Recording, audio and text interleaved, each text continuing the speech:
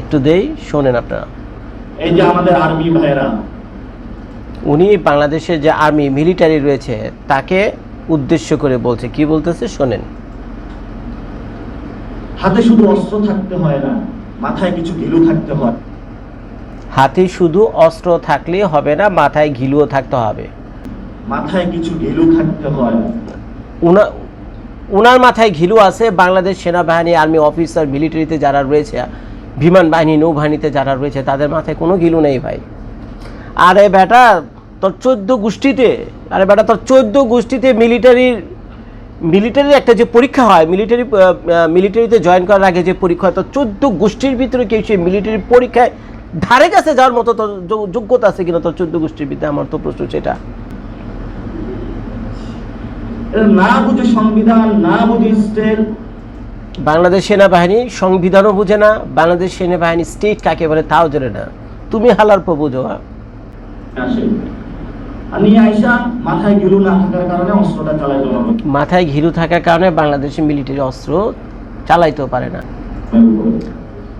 কি অদ্ভুত একটা বাহিনী, কি অদ্ভুত গোয়েন্দা সংস্থা, কি একটা অদ্ভুত বাহিনী। এবং বাংলাদেশে যে গোয়েন্দা সংস্থা আছে ডিজিএফআই, তাকেও বলতেছে তুচ্ছ তাচ্ছিল্যের। কি অবস্থা এটা ভাই? আপনাদের ইজ্জতের প্রশ্ন, এটা আপনাদের পুরো ডিপার্টমেন্টের প্রশ্ন। এরকম এখন আউল ফাউল টোকায় রাস্তাঘাট থেকে উঠে এসে এইভাবে পাবলিক প্লেস এগুলো হয় না, এটা হয় না। এই পোশাকটা পার মর্যাদা দেন, এরে ধরেন, অরে ডাইখাই না জিজ্ঞাসা করেন।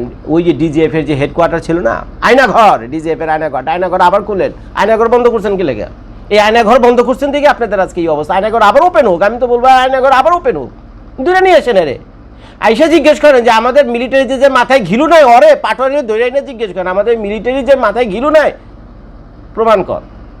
তুই প্রমাণ কর এখন বসে বসে আমাদের মিলিটারির মাথায় ঘিলু নাই। দ্বিতীয় প্রশ্ন আরে করেন আমরা সরকার কি, স্টেট কি, কনস্টিটিউশন কি, এটা বুঝি না। তুই বুঝোস, প্রমাণ কর। আমরা তো বুঝি না।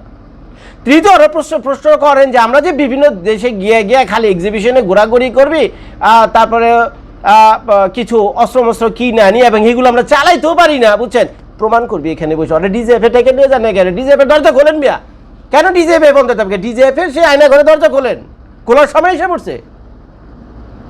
আমি ভাই কোনো দলও করি না, কোনো রাজনৈতিক পরিচয় আমার না, কিছু নেই। কিন্তু বাংলাদেশ সেনাবাহিনীর বিরুদ্ধে যে যদি কেউ কিছু বলে ভাই আমরা চুপ থাকবো না। বাংলাদেশ সেনাবাহিনীর বিরুদ্ধে যদি কেউ কিছু বলে চুপ থাকবো না।